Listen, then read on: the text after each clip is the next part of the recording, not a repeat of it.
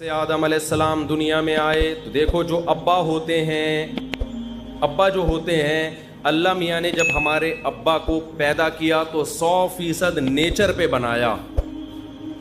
100% کس پہ بنایا؟ نیچر پہ, کیونکہ انسان کی ابتدا ہے نا, تو بالکل کیسے ہوں گے وہ؟ نیچر پہ. پھر جو قومیں آئیں وہ 100% نیچر پہ تھیں. پھر انسان جب پیغمبروں کی تعلیمات سے دور ہوا تو نیچر سے آہستہ آہستہ ہٹنا شروع ہوا. تو نماز پڑھنا یہ ہماری نیچر کا حصہ ہے. اب میں آپ کو کہتا ہوں, یہ جو میں بار بار کہتا ہوں نا, میڈیکل سائنس ایک الگ فیلڈ ہے اور مذہب ایک الگ, یقیناً ایسا ہی ہے, لیکن مذہب کو فالو کرنا اس اعتبار سے کہ آپ کی نیچر کا حصہ ہے, اور میڈیکل سائنس سب سے زیادہ فوکس کس کو کرتی ہے؟ نیچر کو. کسی بھی ڈاکٹر سے پوچھ لو, وہ کہہ رہے ہیں کہ نیچرل غذائیں کھائیں, نیچرل لائف اسٹائل ہونا چاہیے. اگر آپ نیچرل لائف اسٹائل نہیں رکھتے, جائیدادیں کھا لو, آپ کی صحت اچھی نہیں ہو سکتی. رات کو جلدی سونا یہ نیچر ہے یا نہیں ہے؟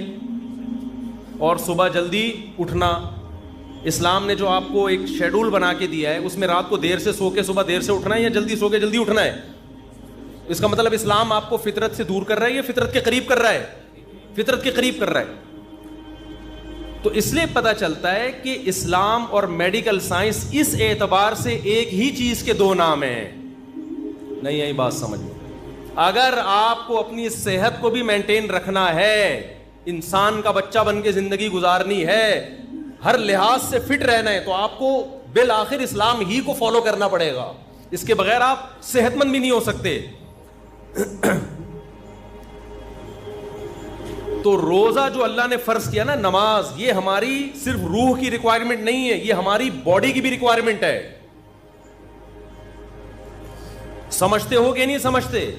سچ بولنا یہ صرف ہماری روح کی ریکوائرمنٹ نہیں ہے, یہ ہماری باڈی کی بھی ریکوائرمنٹ ہے. اب میں آپ کو مثال دیتا ہوں. آپ کہیں گے مفتی صاحب ابھی تو آپ کہہ رہے تھے چوری کا انڈا کھاؤ یا حلال انڈا کھاؤ, پروٹین تو سیم پیدا ہوں گے, تو پھر مذہب چوری کا انڈا کھانے سے منع کیوں کر رہا ہے؟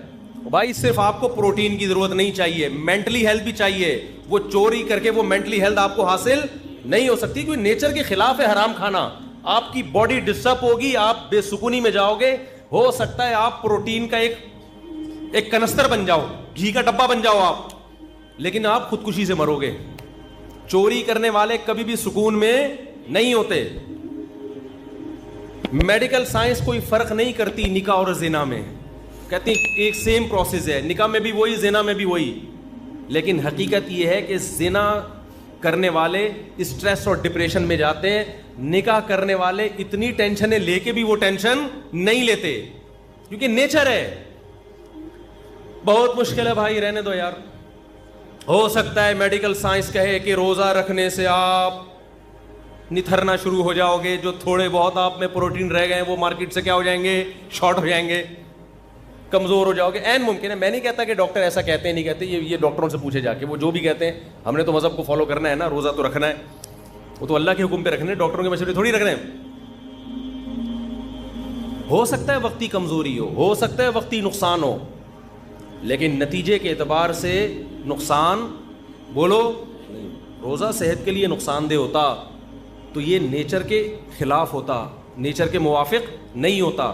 پھر قرآن کا یہ دعویٰ غلط ہو جاتا, فطرت اللہ التی فطر الناس علیہا, یہ انسان کی وہ نیچر ہے جس پہ میں نے انسان کو پیدا کیا, اسلام. تو اسلام ایسی بات کا آرڈر نہیں دے سکتا جو انسانیت کے لیے فائدہ کے بجائے کیا ہو؟ نقصان ہو. تو یہ جو پھوڑنا پھاڑنا ہے نا, اتنا پھوڑ رہے ہو, یہ آپ کی صحت کے لیے نقصان دہ ہے. رسول اللہ صلی اللہ علیہ وسلم نے فرمایا بدترین برتن اللہ کی نظر میں, بدترین برتن جو بھرا ہوا ہو وہ انسان کا معدہ ہے. سمجھ میں نہیں آ رہی بات؟ اللہ کو کوئی ٹرے چاولوں سے بھری ہوئی ہو نا, فل بھری ہوئی, اللہ کو بری نہیں لگے گی. وہ کوئی دیگ اتنی بھری ہوئی ہو, اوپر تک ڈھکن ہی نہ بند ہو رہا ہو, اللہ کو بری. کوئی شاپر بریانی سے بھرا ہوا ہو, اللہ کو برا نہیں لگے گا. تون کسی کی دیگ کی طرح بھری ہوئی ہو, اللہ کو یہ عمل بہت, اب بولا نہیں جا رہا. دیکھو ابھی شادیوں کی بات کرتا, فوراً 4 پہ انگلیاں اٹھا لیتے یوں کر. نہیں آ رہی نا بات؟ سب سے زیادہ جو برتن جو انسان کا پیٹ اور معدہ ہے نا، اللہ کو یہ بھرا ہوا برا لگتا ہے، بالکل بھی اچھا نہیں لگتا۔ تو زیادہ کھانا، پھوڑنا، پیٹ بھر کے کھانا، اس سے پتہ چلتا ہے یہ صحت کے لیے مفید نہیں ہے۔ ہوتا تو اللہ حکم دیتے جب بھی کھاؤ اتنا کھاؤ کہ تمہیں اسٹریچر پہ لوگ اٹھا کے گھر لے کے جائیں۔ ایک بدعتی مولانا صاحب تھے، ان کا جب انتقال ہو گیا نا تو کسی گھر میں تیجے کی دعوت تھی۔ تیجا 40واں ہوتا ہے نا مردوں کے کھانے، پتہ نہیں کیسے حلق میں کیسے اترتے ہیں مردوں کے کھانے لوگوں، میت کے کھانے عجیب سے ہی ہوتے ہیں یار، کھاتے کیسے ہیں لوگ؟ تو تیجے کا کھانا تھا کسی کے ہاں، تو بچوں کی ماں نے بولا کہ بیٹا آج تم بریانی کھانے جا رہے ہو، کل شریف کی بریانی ہے، سویم کی بریانی ہے، دیکھو اپنے باپ کی روح کو تکلیف نہ پہنچانا، ایسے کھانا جیسے تمہارا باپ کھایا کرتا تھا، تمیز سے کھانا، پھوڑ پھاڑ کے آنا، تاکہ تمہارے باپ کی روح کو قبر میں کیا ملے؟ سکون ملے۔ بچے گئے کھانا شروع کیا، بہت کھایا، کھائے جا رہے ہیں، ماں کی نصیحت یاد آ رہی ہے، کوئی کھانچا خالی نہیں ہونا چاہیے، اتنا کھا لیا کہ اب چلا نہیں جا رہا، مدت ذلہ العالیہ، جو سامنے آیا کھا لیا، دامت برکاتہم العالیہ، جو ملا کھا لیا، کھا کے جب یہاں تک اب چلا ہی نہیں جا رہا تو ان کا خیال ہوا اب دو بندے نا ان کو سہارے پہ لے کر آ رہے ہیں، پاؤں کھسٹ رہے ہیں زمین پہ، ان کا خیال ہوا ماں کی طرف سے آج شاباش ملے گی۔ جب گھر میں گئے ماں نے ایک تھپڑ لگایا، بغیر تو تمہارا باپ اسٹریچر پہ لوگ اس کو اٹھا کے لاتے تھے اور تم چل کے آ رہے ہو، تم نے باپ کی روح کو تکلیف پہنچائی۔ یہ تو ایک چٹکلا ہے، لیکن آپ شادیوں میں کھانے کا حساب کتاب دیکھو، بہت افسوس ہوتا ہے، میں آپ لوگ کے علاوہ کی بات کر رہا ہوں، آپ کو تانے نہیں دے رہا، خدا کے بندو اپنی پلیٹوں میں اتنا بھرا کرو جتنا تمہارا پیٹ ہے، اتنا بھر لیتے ہیں بعض لوگ ہوس میں کہ کہیں اگلی ٹرپ میں ختم نہ ہو جائے۔ عزت کے ساتھ دو نوالے کھا لینا جس میں آپ کو لیگ پیس نہ ملے، یہ ان بھری ہوئی پلیٹوں سے جس میں کوئی کیمرہ لگا کے دیکھ رہا ہو تو آپ کی عزت جائے، خدا کی قسم یہ دو نوالے بہتر ہیں اس سے۔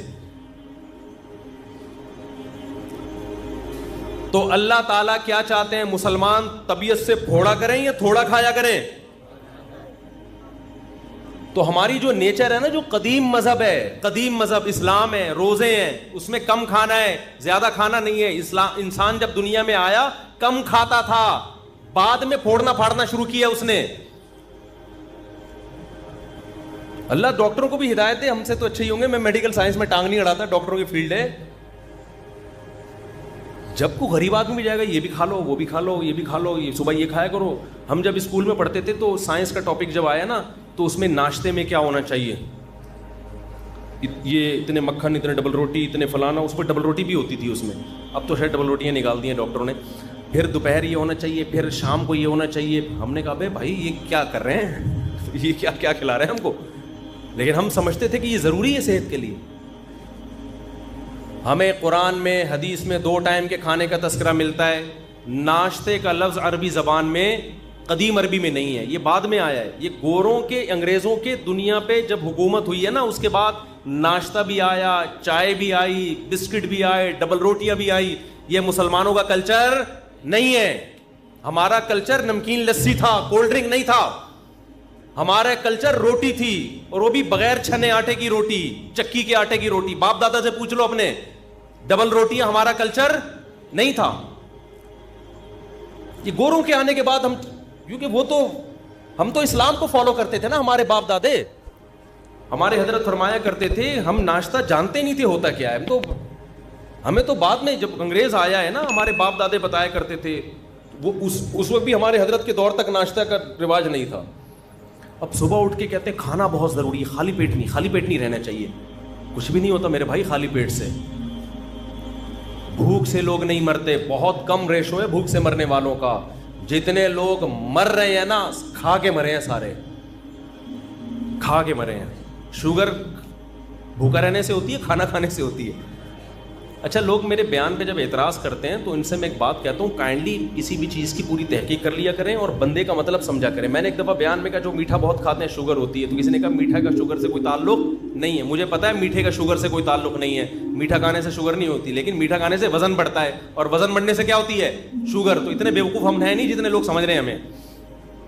میٹھا کھانے سے وزن تو بڑھے گا نا, اور وزن تو ہر بیماری, کینسر وزن بڑھنے سے ہوتا ہے. تو اتنے بیوقوف ہم ہیں نہیں. تبصرہ کرنے سے پہلے تھوڑا سا سوچ لیا کرو.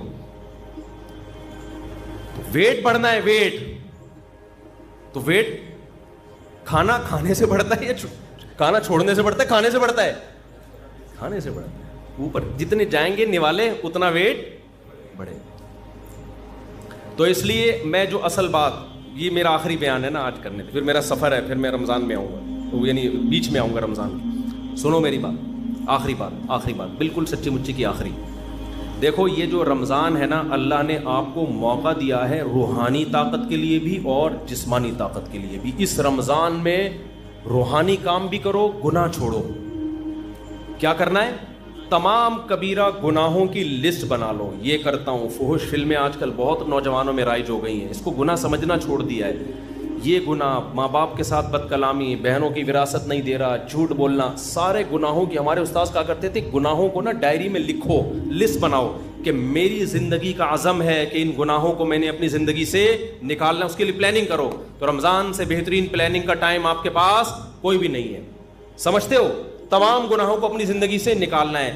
عزم کرو اس رمضان میں 5 ٹائم تکبیر اولیٰ کے ساتھ ہم نے نماز پڑھنی ہے. یہ عزم کرو, عزم کرو. رمضان میں 20 رکعت تراویح پڑھنی ہے. دیکھو اسلاف کے دور میں 20 رکعت تراویح تھی. 8 رکعت تراویح ہمیں کسی صحابی تابعی سے نہیں ملتا.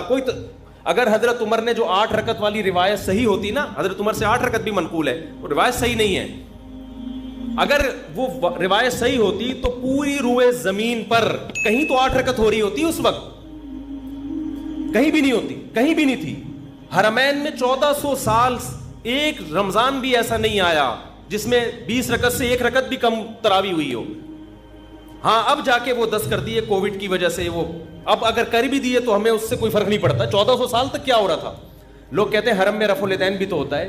حرم میں رفع الیدین ہوتا بھی رہا ہے اور ترک رفع الیدین بھی ہوتا رہا ہے.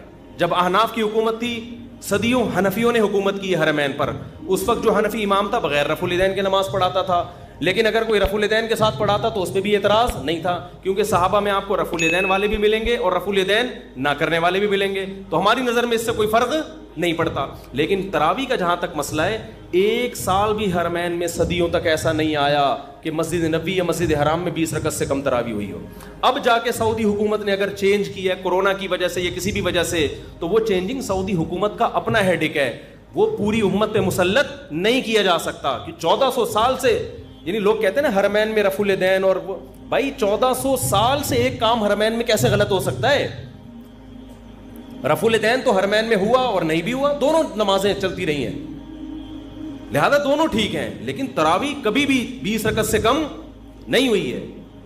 تو اللہ, اگر یہ نماز بدعت ہوتی, یہ غیر سنت ہوتی, تو کیسے ہو؟ اور پھر تہجد کی نماز کو تراویحوں سے ملانا, میرا اس پہ آڈیو بیان ہے پورا دلیل کے ساتھ, وہ آپ سن سکتے ہیں. بھی میں اس ٹاپک کو نہیں چھیڑتا. آپ نے عزم کرنا ہے کہ ہم نے تراویح کی نماز پابندی سے بولو پڑھنی ہے. تو عزم کرتے ہیں کہ نہیں؟ اس کی بڑی روحانی برکتیں ہوں گی. اور رمضان میں رات کے آخری حصے میں نا, سحری میں تو اٹھتے ہی ہیں سب لوگ, تھوڑی دیر پہلے دعا کا اہتمام کر لو. سب سے زیادہ دعاؤں کی قبولیت کا وقت رات کا آخری حصہ ہے. رات کو اٹھ کے آپ نے اللہ سے دعائیں مانگنی ہے. اپنی حاجات بھی مانگیں, کسی کا رشتہ اٹکا ہوا ہے وہ بھی مانگ سکتا ہے, کوئی پرابلم نہیں ہے. لیکن زیادہ فوکس آپ نے کرنا ہے ہدایت کو, کہ اللہ میں نے جو گناہوں کی لسٹ بنائی ہے نا, میری زندگی کو کیسا کر دے, چینج کر. داڑھی کی توفیق دے دے مجھے, مجھ سے سود چھڑوا دے, مجھ سے یہ برائیاں, میں فحش فلمیں دیکھتا ہوں, اے اللہ یہ عادت مجھ سے, اگر کوئی دیکھتا ہے یہ عادت مجھ سے چھڑوا دے. تو یہ کیا کرنا ہے آپ نے؟ یہ راتوں کو دعا مانگنا ہے. یہ ہوگی روحانی طاقت کے لیے, کیونکہ یہ آپ کو انسان اور گدھے میں فرق کرنے کے لیے, ٹھیک ہے نا. دوسرا کام آپ نے جسمانی طاقت کا بھی کرنا ہے. نبی صلی اللہ علیہ وسلم نے فرمایا المؤمن القوی احب الی اللہ من المؤمن الضعیف, طاقتور مومن اللہ کو کمزور مومن سے زیادہ محبوب. تو رمضان آپ کو طاقت بنانے کا ایک بہترین موقع, کیونکہ ہماری صحتیں برباد ہوتی ہیں پھوڑنے اور پھاڑنے سے. پھوڑنے کا مطلب کھا لیا, اور پھاڑنے کا مطلب 6 گلاس لسی کے اس کے اوپر. تو آپ نے کھانے پہ کنٹرول کرنا ہے رمضان میں. اللہ تعالیٰ آپ کو عادت ڈال دیتے ہیں کہ صبح سے لے کے شام تک آپ بھوکے رہتے ہیں. عام دنوں میں یہ پاسبل نہیں ہوتا, بھوکے رہنے کی عادت پڑ جاتی ہے. تو اس عادت کو مینٹین کریں, بھوکے رہنے سے کوئی نقصان نہیں. اچھا یہ ذہن میں رکھو, بہت سے لوگ کہتے ہیں رمضان میں ہمیں کمزوری ہو رہی ہے. کمزوری نہیں ہوتی, چونکہ ہمیں میٹھا کھانے کی عادت پڑ چکی ہوتی ہے. گلوکوز لیول سے, گلوکوز ہر وقت باڈی میں بھرا رہتا ہے, تو میٹھا بھی ایک نشے کی طرح ہے. جب وہ نہیں ملتا تو انسان کو پریشانی ہوتی ہے, اس پریشانی کو وہ ویکنیس سمجھتا ہے. جن کو میٹھے پھوڑنے کی عادت ہے نا, روزانہ 6 لڈو کھاتے ہیں, ان کو جس دن 5 لڈو ملے نا, ان کو کمزوری محسوس ہوگی. مجھے لڈو کھانے کی عادت نہیں ہے, مجھے لڈو نہ ملے مجھے کوئی کمزوری نہیں ہوتی. تو میٹھے کی عادت پڑتی ہے, تو جب وہ میٹھا نہیں ملتا تو کمزوری محسوس ہوتی ہے. وہ کمزوری نہیں ہوتی, وہ کمزوری کے نام پہ دھوکا ہوتا ہے. اس کا حل یہ کہ چھوڑ دو تو یہ ٹھیک ہو جاؤ گے. نہیں یاری بات میرا خیال ہے. تو آپ نے کیا کرنا ہے بھائی, صبح سحری میں پھوڑو نہیں, تمیز سے کوئی تمیز کی چیزیں کھا لو, اور افطاری میں بھی تمیز سے تمیز کی چیزیں کھا لو. وہ میں تمیز کی چیزیں بتا نہیں رہا آپ کو کیا ہے, وہ ڈاکٹروں سے پوچھ لو, حکیموں سے پوچھ لو, وہ میں نہیں بتاؤں گا کیونکہ میرا شعبہ نہیں ہے. ہو سکتا ہے پکوڑے والوں کا بزنس بند ہو جائے, سموسے والوں کا بیچاروں کا, کہہ رہے ہیں رمضان میں تو ایک ہمارا بزنس چل رہا تھا, ہمارے کیوں بزنس پہ لات مار رہے ہو. تو آپ 2-3 چیزوں پہ تھوڑا کنٹرول کر لیں, ایک آئل اور ایک چینی.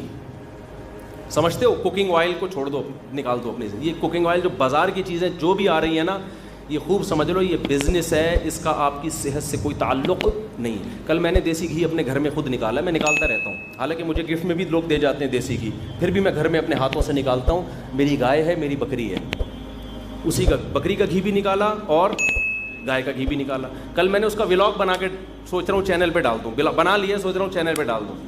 اور اس میں بتا رہا ہوں کہ میں گھی نکالنے کے طریقے نہیں بتا رہا, یہ نیٹ پہ آپ کو بہت اچھے مل جائیں گے. میں صرف یہ بتا رہا ہوں کہ آپ گھر میں جب فارغ ہو نا, تو ان ایکٹیویٹیز میں اپنے آپ کو کھپائیں. پبجی سے آپ کی جان چھوٹ جائے. ایک واشنگ مشین لے لے, 10-15 ہزار کی پلاسٹک کی آتی ہے. جلدی جلدی بتا دوں, دودھ بوائل کیا آپ نے, ملائی نکال کے جمع کرتے رہیں, گھر والوں سے کہیں, وہ جب فریزر میں اوپر جمع ہو جائے گی تو پھر ایک دن نکال کے اس کو واشنگ مشین میں الٹا کر کے ڈال دیں, اور آپ اللہ بھلا کریں, نیٹ پہ سارے طریقے آپ کو مل جائیں گے. اور پھر آپ نے جلدی سے اس میں ٹھنڈا پانی ڈالا اور واشنگ مشین کو ڈرون کر کے گھما دیا, اوپر مکھن آ جائے گا, مکھن نکال کے گرم کیا, گھی.